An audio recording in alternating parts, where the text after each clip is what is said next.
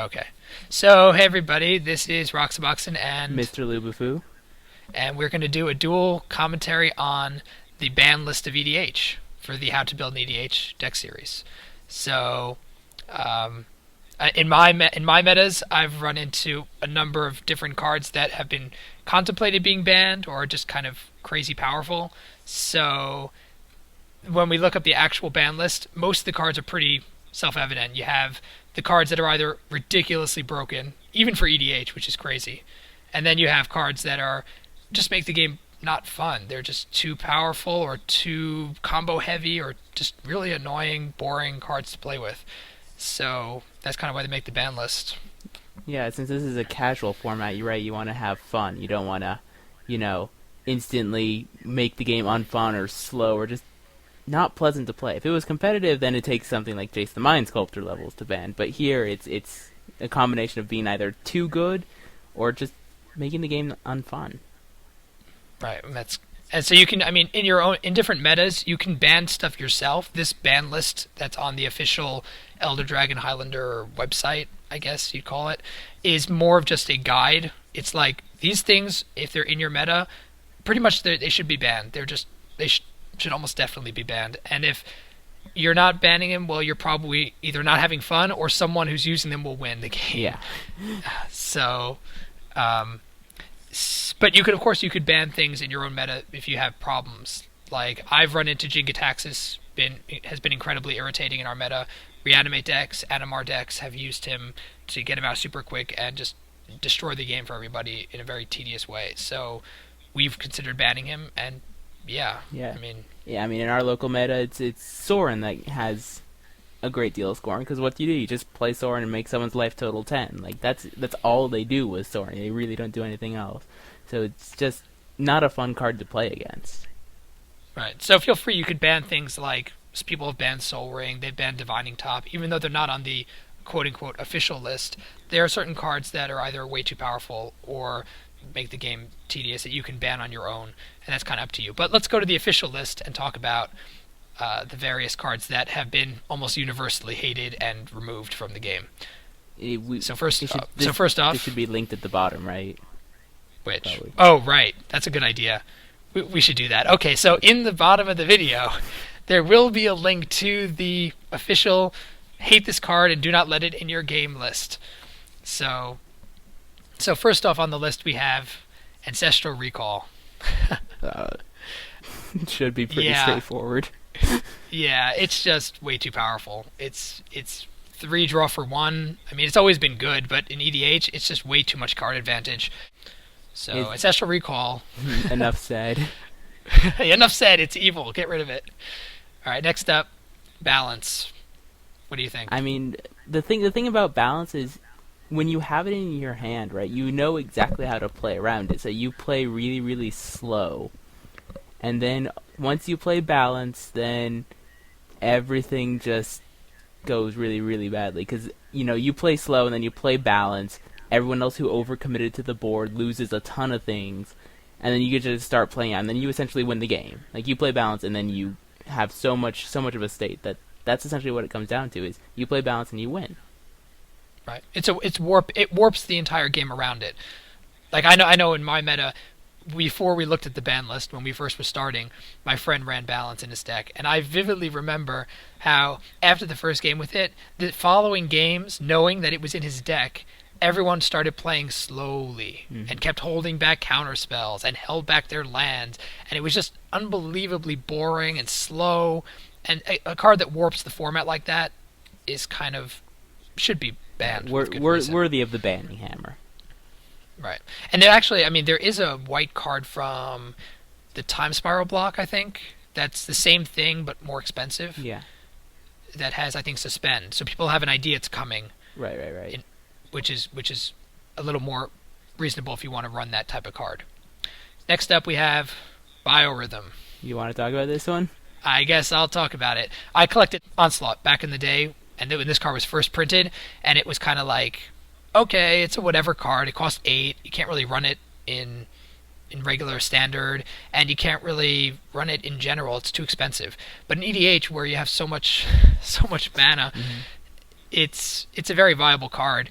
And if you playing the game and you Wrath, play a small creature and play Biorhythm with Bojiju, for example, that can't counter it, you win the game. So it just ends the game immediately with it's not even a combo. It just is. It by itself will wins too many games, and every time if you're against a control deck, for example, in EDH, they're not very common, but they don't play a creature or something, and you ramp really quick, which is possible.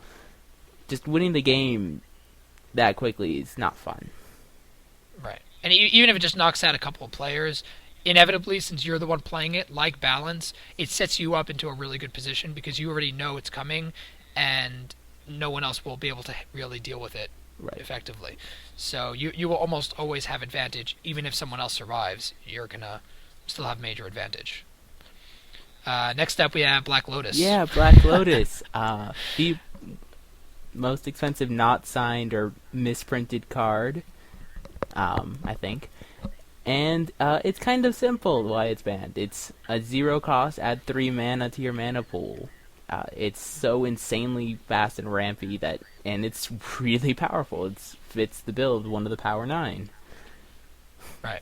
It tends to be, it's more dangerous in a 1v1 setting because it's like Soul Ring, but even faster, and doesn't really cost you anything. Soul Ring at least costs you 1 to play, and you have to untap it. Black Lotus, as an instant, just comes in, gives you your mana. It's really ridiculously fast and powerful. There are cards like Gilded Lotus that do a similar effect for a more fair and reasonable cost, but Black Lotus is just too much, too quickly, too powerful. Gilded Lotus is pretty much Black Lotus, except you don't have to sack it at the end, and it's a 5 converted mana cost. That 5 converted mana cost is huge, because that gives you, at least, even if you're ramping pretty hard, 2 or 3 turns before you get to play it out. It gives you time. Right. And of course, it can also be, it can be destroyed. Chances of Black Lotus being countered in the first couple turns is almost nil. Right. It's just, or stopped. So once again, it's a Power 9. I think you see on the list most of the Power 9. I think they're all on there. I think they're all on there. Okay, so then they're all on there, and with good reason. Because in EDH, where it's supposed to be fun, like Legacy, where it's competitive, then maybe I can see why they're not completely banned out. But in EDH, it's supposed to be fun. They always make the game unfun. Yep. All right, next up we have Coalition Victory. You win the game. What else is there to say about it? Yeah, really? You just play a 5-color general, play a whole bunch of maybe like shock lands, dual lands, stuff like that, and then win. Right. The end, game over, not fun. Yeah. Yeah, next is Channel, which, for those of you who don't know, you get to add colorless mana to your mana pool at the cost of 1 life per mana, and they can't counter the loss of life. But mostly it's the whole, you get to turn a lot of your life into mana, i.e. if you play Channel turn 2, you start out with 40 life. You essentially have all the mana you need. Right, and I've seen Eldrazi decks before this got banned. It got banned fairly recently, in the past couple of years, and I've seen Eldrazi decks, for example, where this is just not fair. It's just not fair. It's what? Turn 2, Kozleek, Emrakul, something like right. that. Yeah. Exactly. You can even play 2 of them, right, or more. It's absolutely insane. It's just too much. It's too powerful a ramp card, even for EDH. In fact, EDH, because you have 40 life, makes it the ridiculous card that it is. So then we have Imrakul, who is not banned as a general. Right. So we'll point it out. You can run a colorless general in Imrakul. Not that I necessarily recommend it because it's a bit unwieldy, but he's definitely banned in a deck.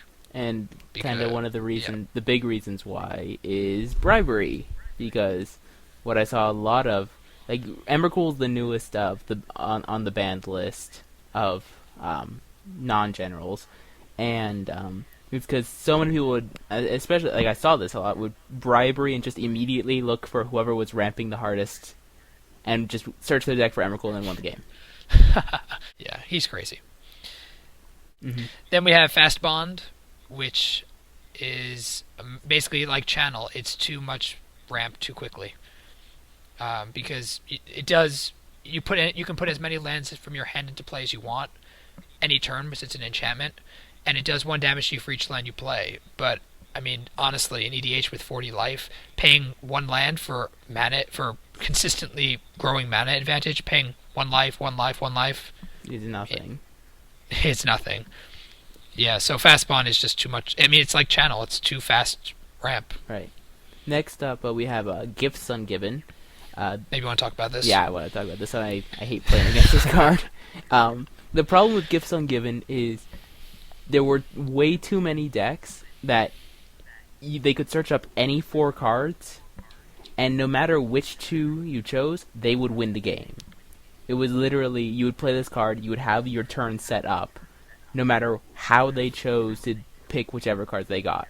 So, for example, let's say a Kiki Jiki Splinter Twin deck or something like that, right?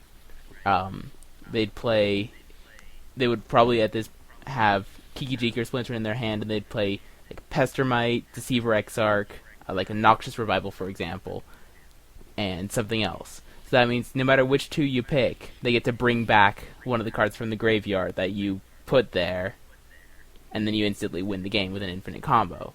So it just made the game unfun. You'd play in Gifts Ungiven and definitely win no matter what. Right. And as a big combo player, I'm sure you felt you felt slighted when you ran against it. Yeah. It's just not fair. Yeah, that's a really good one. Kokusho, the Evening Star is next. Kokusho, I play him in a Reanimator deck, and I was around when he was first created, so he's very, very powerful. Not necessarily as much as a general, but as a regular card in the deck, being able to have him die, everyone else lose 5 life, you gain all that life, and then reuse him over and over again. He's just incredibly. He's like he hits the board, and it's like the entire board just shifts around him. It's like quick, we want to kill him, but we can't kill him. He goes to the graveyard, and what do we do about him? And often, or usually, you can even kill him yourself. Like I've seen decks that run, let's say, Vizara and Kokusho together. That's just a terrible example, but that's an example where Vizara will kill Kokusho purposefully, and then put it back into play with, I don't know, some recur engine. Right. Ray of Dawnbringer, for example, or Shield Dread or something. And over again, he's just a monster. And in multiplayer, too, it's just... Like, you play Kokusho, let's say it's just a 4-person play. You play Kokusho, dies, you gain... everyone loses by life, you gain 15 life, and that's just such a huge swing that... It's not fair. Yeah, he's pretty crazy.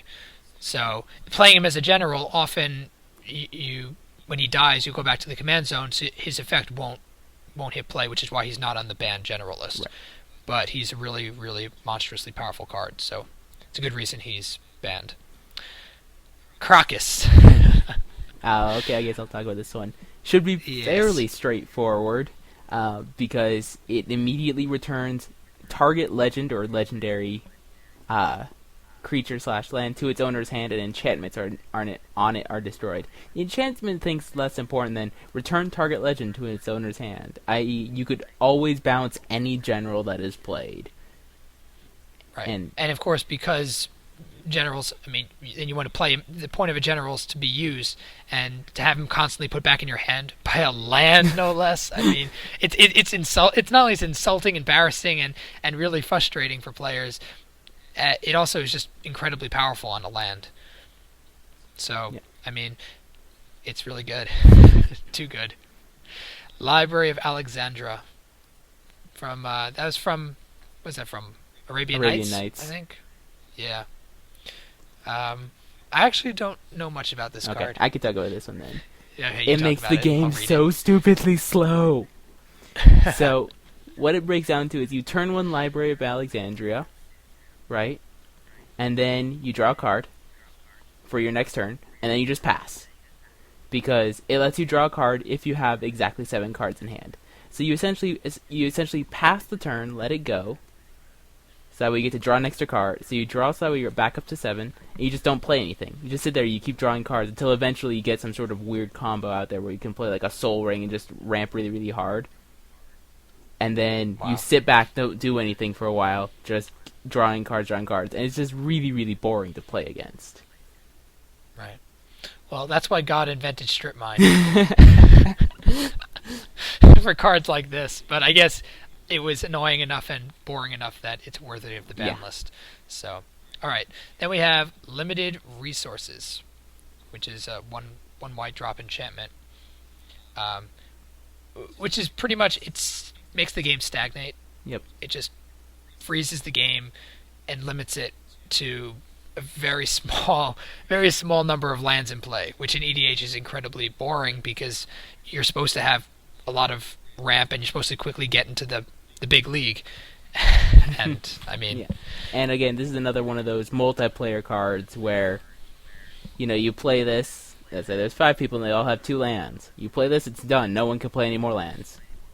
right. And if then you're waiting until someone gets something to destroy it, and it's like, just not okay, fun. draw a pass, draw a pass, draw a pass, for who knows how long. Yep. Then we have Metalworker, who I suppose he's like a combo dude. Yeah, he is. Because you reveal any number of artifacts, and you had 2 colors for each card revealed in this way. So what people would do is they would run.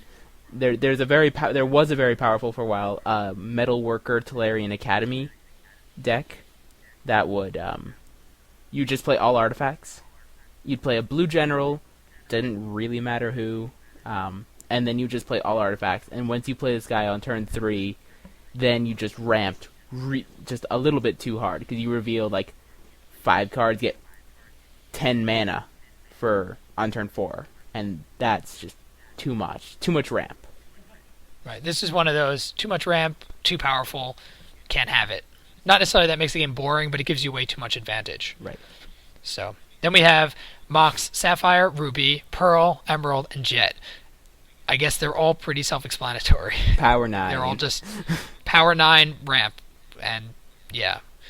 And of course, there are many artifact decks that can reuse them over and over again, and I'm sure there are plenty of ways to use them. I mean, And they're it's crazy. a 0 cost. You play a land, you play a Mox, and you instantly have the equivalently played 2 lands. Right, which is absurd. Yeah. Then we have Painter's Servant. For some reason, it's not showing me what he does. Because they misspelled it and there's a slash through it. What Painter Servant does is you name a color, and all cards in target player's library are that color. Painter Servant was another combo piece that was not fun. It would be Painter Servant Grindstone. So Grindstone, it looks at the top 2 cards of target player's library. If they match colored, you do it again. Since Same everything color. is the same color, you instantly have, you got rid of their whole deck for 3 mana Which on is turn crazy. 3.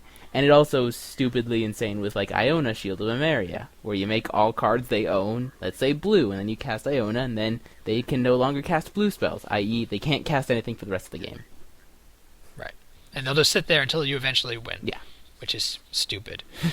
Then we have Panoptic Mirror from Darksteel. Way back when. I actually don't remember what it does, so MrLubuFu, please Okay. take this one. So it's a 5 mana cost artifact that imprints X. So you have to pay X and then tap it to remove an instant or sorcery card with converted mana cost X in your hand from the game.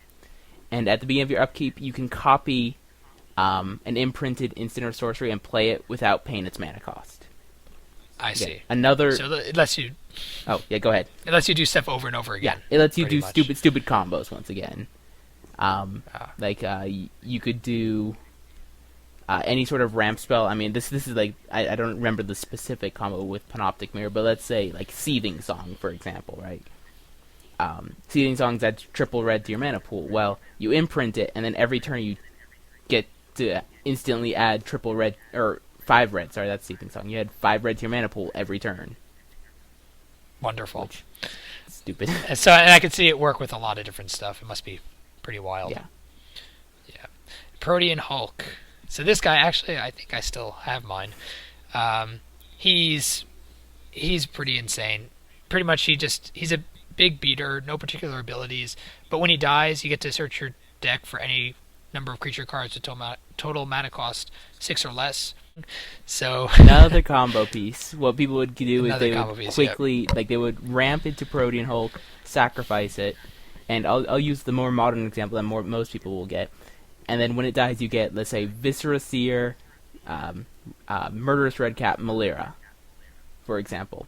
So then you instantly can do infinite damage using those 3 creatures. Because you sacrifice the red cap, shoot it for 2, it comes back because of persist and because of malaria. So it'd just be a stupid combo piece that's most of these on this list for that, right? Yeah, I mean, it's pretty new. It's fairly recent that he got banned. He got banned with Emrakul.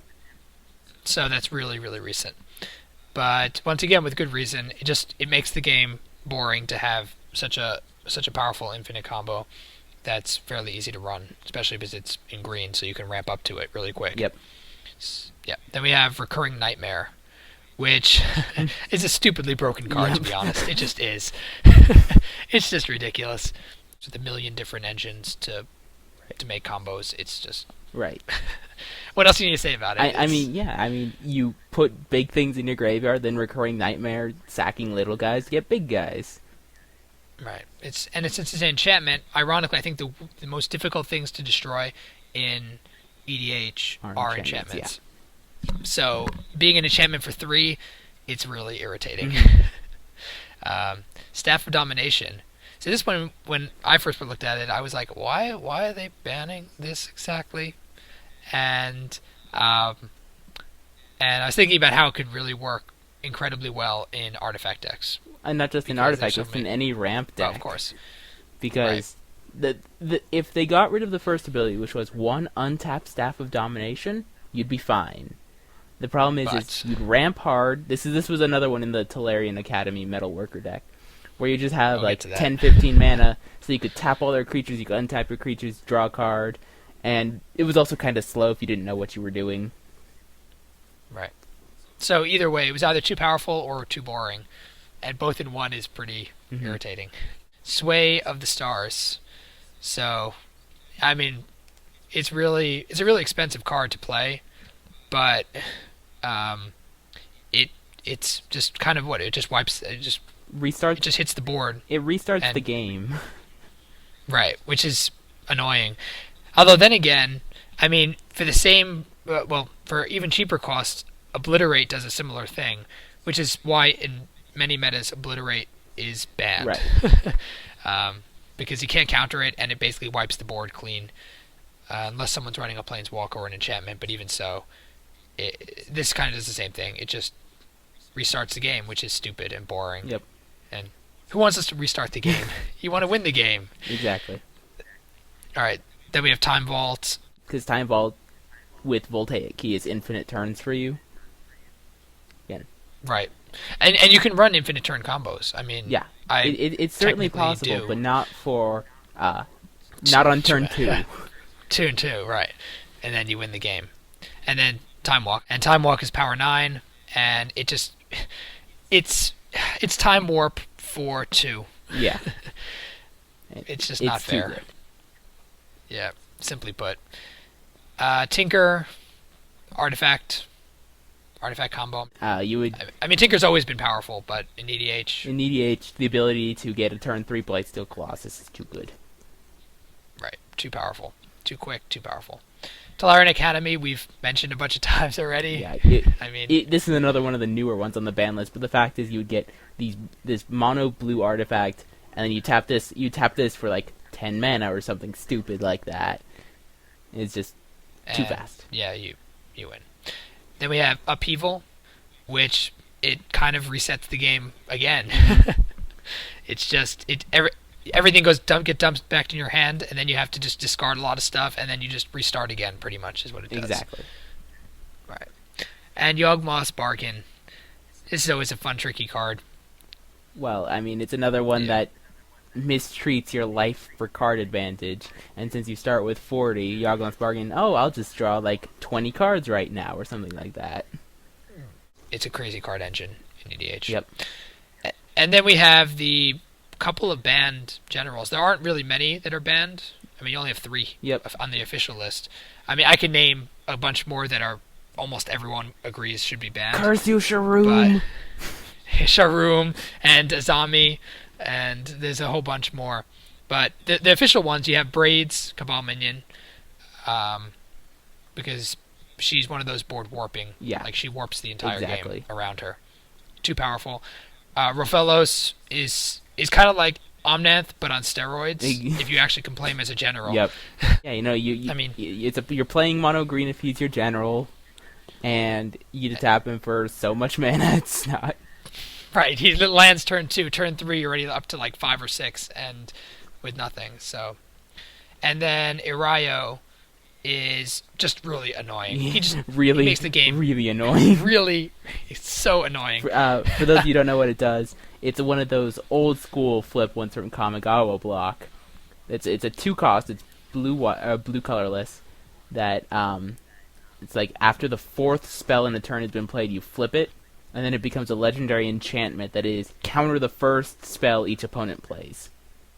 Right, so you're all sitting there and you're all like looking at each other and being like, so in other words, anything I play right up, the first one gets countered, and it's just, I mean, everyone just suddenly hates you. Yep. And it just makes the game really stupid. Yep. And Azami runs a bunch of combos in a mono blue that just is incredibly annoying and irritating. She draws so much hate, and yeah. So that's pretty much like what's on the ban list. Like the formal ban list. Yeah. And yeah. So anyway, MrLubuFu, thank you for joining me. Thank you it's for having me here. And I hope everybody got a better idea of what's going on in the ban list and why. Yeah, why. So anyway, thanks for watching. Check out MrLubuFu's channel. His link will be in the description. Check check Roxabox's channel. You should be watching it on his. If you found this video, you should be at my channel. So anyway, thanks for watching, everybody, and of course, rate, comment, and subscribe. Bye.